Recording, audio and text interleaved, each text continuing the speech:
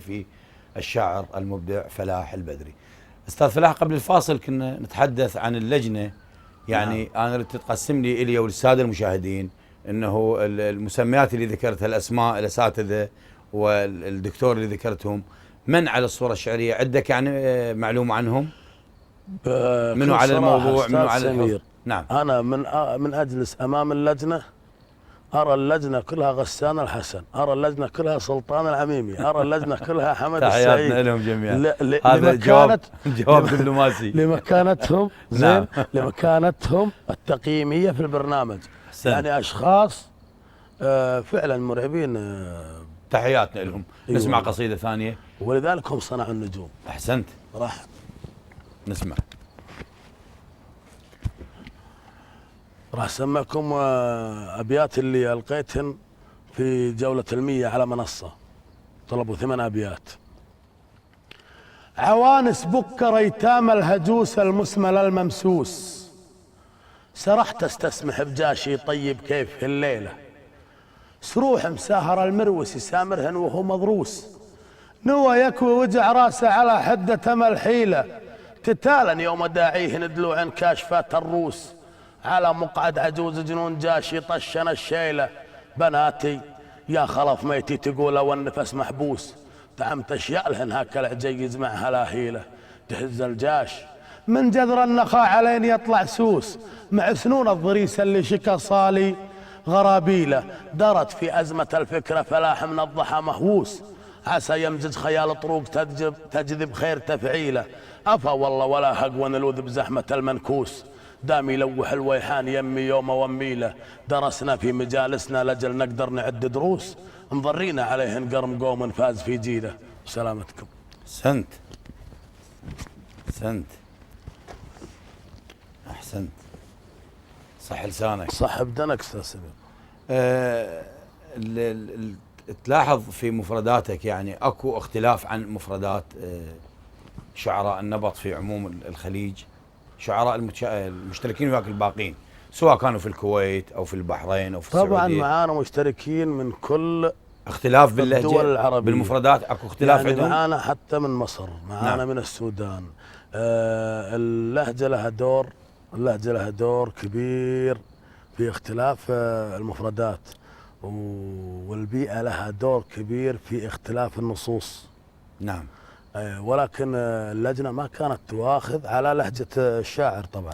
من اي دوله كان؟ لان انا كان عندي بيت. نعم.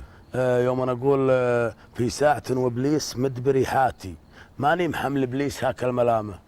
في بعض الناس في نقاد في اعلاميين شكوا بان البيت مكسور، لان لو قلنا على لهجه اهل شبه الجزيره العربيه، اهل نجد، ما يقولون مكسور يعني زاحف. اي في يعني كسر. في زحاف. نعم. في كسر. ما احنا نقول ماني محمل، ماني محمل ابليس، هم يقولون محمل، يشددون على الجناس. أيوة. او المفرده عندهم شده وحنا عندنا سكون. نعم. باللهجه، فاللجنه كانت تراعي هذا الشيء. نعم. تراعي بان لهجه هذا الانسان على بيئته ما يقدر يستغني عنها. نعم. بس ما وجد الصعوبه انت في المفردات اللي ما كان عندي اي صعوبه اني افهمهم مفرده هم ما عارفينها. زين، السر اللي يطلبوا من عندك الهوسه، هذا اللون الجميل جدا. الهوسه لان احنا بالعراق، بجنوب العراق خاصه، او الوسط، من الوسط والجنوب والعراق كله، يعني الهوسه ما توجد الا في العراق. نعم. لون يعني هذا لون عراقي. انت استاذ سمير بلد فيه هوسه غير العراق؟ لا ماكو، هو حتى الابوذيه. فهذا بس ممكن تلقى العتابه في بيروت. نعم. في الخليج. نعم. في مصر، بس ما تجدها في عندهم انواع، لكن الهوسه ما موجوده ابد بس بالعراق. والابوذيه ايضا ما موجوده، فقط في العراق. والابوذيه بالعراق. نعم. يمكن العتابه على قولتك، يمكن اكو زهيري. الزهيري موجود. حلو. حتى غنت واحد من الموالات الزهيري، موال جميل جدا، فيروز، لما التقينا لقينا العمر ولا وعبر. صح. هذا فالزهير موجود في عموم الوطن العربي، لكن بالتحديد الهوسه. العتابه موجود. نعم. لكن الهوسه ما موجود. انت اول ما بديت اشتركت بهوسه؟ يعني كان طلب من عندي استاذ حمد هوسه، ولاقيها على اليوتيوب الظاهر. نعم. هذه لها قصه. لها قصه. وكانت بجمع وتصير تدري الهوسه نوبات، يعني يصير فيها حماس. الهوسه عندهم انفعال مع القلطه مثل ما نحن ننفعل مع الهوسه. نعم. يعني دائما تكون رديات بهالشكل. هذه فيها اقول اسمعك لا تكرر يل تقول منين. على ذكر الاسامي ما حن متوازين. انا منظم القوافي ولد 10 سنين، واقدر لو نظمت القافه خلى القافله وزنين، وزن القافه قفله بثاء، وخلى العجز قفل السين، وقفل العجز ختمه بخاء، ومفتاح القفل بالشين، وبالملعب سوى فلاك لو صار القفل بالعين، ولو يصفى معاي الكيف اخلي الجمع يصفج للشعر صوبين، وباسمي ما اعلم دوم وانشد يل تقول منين. انا ابن ادم ويد ادم وربك خالقه من طين، دنا تروح على التفاح وطاح بحلق عزرايين. جميل جدا. ايه. الله. هذه الهوسه جميل. فهل نعم. طلبها استاذ حمد الله يذكره. هي منها. وبعدين الهوسه اللي قريتها شلون؟ فصاروا الربع قالوا انت بعد يعني ما بيها مجال. جماعتنا هذه قالوا انت كل ما تصعد شاعر الهوسه، كل نعم. ما تبي تصعد المسرح انت لازم تجيب هوسه. يعني هي انا شفتها يعني كنوع يميزنا عن بس باقي تجاوبني الشباب. بصراحه استاذ نعم. فلاح. يعني من المتعارف عليه لازم اذا كان الجمهور من الامارات، نعم. غالبيته من الامارات، نعم. ويعني يصعد شاعر من الامارات، تفاعله يكون باللاوعي من الجمهور، باللاوعي يكون يميل مع شاعره اللي يمثلهم. فانت شلونك تشارك ما عندك جمهور عراقي فقط حلو. بالتصويت؟ احنا ما تدري انا انظر لها هذه شلون؟ انا نعم. انظر للشاعر الاماراتي اذا نظر راح يكون قرايبه وعشيرته قريبين عنده يستطيعون الحضور. فهو هذا اللي صح قصده ولا لا؟ أنا. نعم. انا كذلك كانوا عيال عمي اللي موجودين، وناس جوني من الكويت ومن الشارقه جوني. على ذكر الكويت تحياتنا للعزيز ابو مشاري حتى لا ننساه هذا الرجل العزيز. اخوي محمد جاسم، يعني انا محمد جاسم ابو مشاري ما ودي اذكره هالشكل على الهواء، خاف يقول هذا ذكرني يعني على لا بالعكس، هو يستاهل، هو الحقيقه واقف لك وقفه اخو يعني. محمد جاسم البدري اخ يعني لم تلده امي فعلا. احسنت، تحياتنا له. انت من ذكرت الكويت اجى على بالي راسا. ايه فكانوا يجون يعني حتى استضفت بحلقتي الدكتور مبارك الوسمي. نعم. الظفيري ابن فيصان كان يجيني، والظفير والبدور كانوا حلف ايام الباديه قبل يعني. نعم. يعني فالجذور تجيبك الواحد. اما مساله انه يعني يطلع اماراتي على المنصه ويشجعونا اكثر منك، لا احنا كنا واحد، لان هو سواء كان خليجي عراقي كنا واحد. هذا الرجل الاماراتي هو في بلده وقرايبه موجودين قريب يحضرون حلقته، فواجب انهم يشجعونه. والله كانوا يشجعوني، وحتى اذا هوس انا بهوستي كانوا يهوسون معي. نعم. يعني للامانه هذا شيء الله يقال. جميله جدا. اي هو اكو، بس هي يعني قلت لك انت من يكون شاعر مرات تختلف، هاي ما بيها نقاش.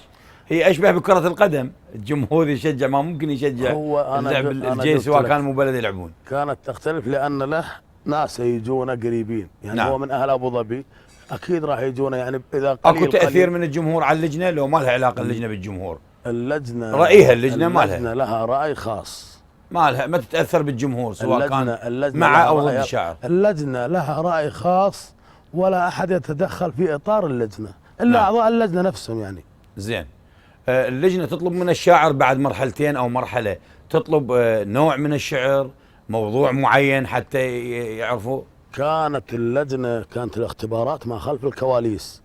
انا الابيات اللي جبتها لك الحين نعم. هذه 8 ابيات من خلف ما خلف الكواليس. طلبوها منك. كان في ارتجال وكان في مجارات. ارتجال يعني يعطونك 3 دقائق تجيب بيتين شعر. بيتين شعر انت. لا والله انا كان ارتجال، بس البحر اللي جاني يعني قريب على لهجتنا العراقيه وبحورنا. يعني انا يوم قسته جاني البيت يقول السمر حب قهوه والبيض حب الهيل. انا قست البحر على مرينا بكم حمد واحنا بقطار الليل. نعم. فجبت 5 ابيات عليه ب3 دقائق.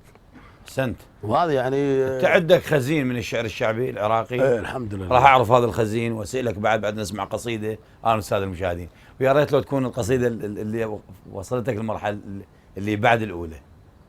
احنا سمعنا الاولى وسمعنا خلف الكواليس. ابشر. نسمع.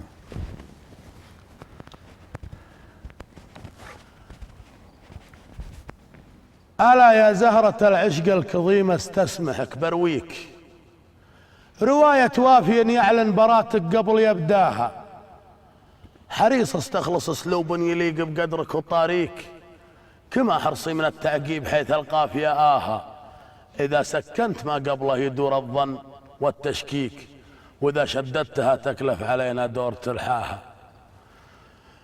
محال يجمل أبيات جمالك للعموم أحكيك، أنا ماني سوى وحوش نزوة طيش مغزاها، لزوم أنزهك مجبر على سلوة عسل ماضيك، مصوم نحلة تفرز رحيقك في خلاياها، أصيح مساك لو قلبي عصاني يفطر بخافيك، لأجل همسة خفى روح هلال العيد واساها، أنا لا شاقني شوفك حذاري لا تظن أجيك، أنا لا تشاقني شوفك حذاري لا تظن أجيك، أحد النفس عن شوفة عيون الله عدمناها، ما هي صدت جفا مني تصبر والحكي ياتيك، مروفة عرض لشناب الرجال اللي حشمناها، أبوك اختار لك من حسبها والنسب يزهيك، وكاد انها مربيتك على مكنون مرباها، دليل ان اسمك العذري برهن عفة مسميك، سمي يم المسيح اللي بلاها الله وبراها، على عاتك شتات افكار غيري ماني مغنيك، حاشا ماني بمن يجمع شلايا الحون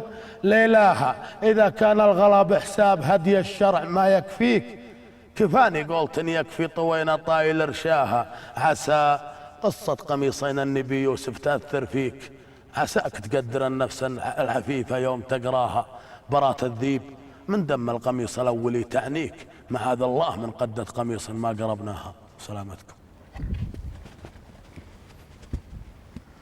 احسنت صح لسانك. صاحب دنك اعتقد القميص ما نقربها، مو من شيمنا مو هي هذه حتى علق عليها دكتور غسان. نعم. مفردة يعني أنا بقول عسى قصة قميصين النبي يوسف تأثر فيك، قميصين كانت في صورة يوسف عليه السلام، ذكرت قمصان النبي يوسف 3 مرات. نعم.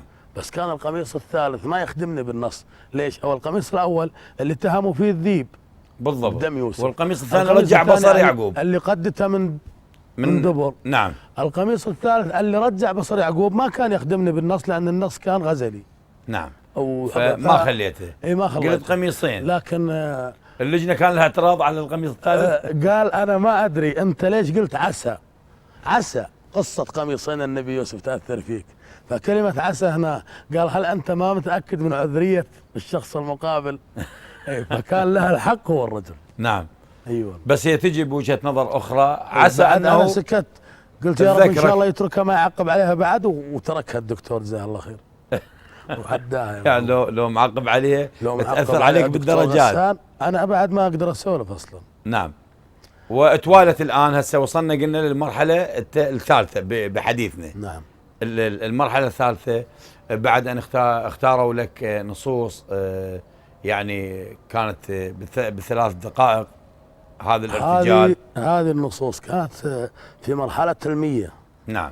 قبل 48 نحن 48 استزناها 148 وجولة 24 اللي هي 28 شاعر الحمد لله استزناها بالكرت الذهبي. نعم. اللي هي الجولة اللي رجعت من عندها هذه. نعم. فكانت جولة فعلا صعبة علي لأن جبت قصيدة أنا وما أجازتها اللجنة، ما كان إجازة للقصيدة من أنا أتوقع من كل أعضاء اللجنة. يعني اللجنة أنا جبت قصة مقارنة بين التايتانك. نعم. هذا نرجع لها إن شاء الله. نوح. نرجع لها بعد، بس أنا جايك بالحديث عن هاي القصيدة. بس اللجنة تطلب من الشاعر موضوع معين لو تتركك على راحتك يعني. القصيدة المطلقة لا ولكن يعطونك خيار من 15 إلى 10 أبيات فقط. فقط عدد الأبيات. نعم. أما البحر اختيارك، كل الموضوع اختيارك. كيفي. نعم. نعم. كلها من اختيارك. اي نعم من اختيارك. بس قصة التايتانيك راح اعرفها لكن بعد ان ناخذ فاصل استاذ. اي استاذ حمد. اي استاذ حمد يقول له خلينا على البلم والمشحوف اشوي معود. مشاهدينا الكرام فاصل قصير وراجع لكم ابقوا يعني.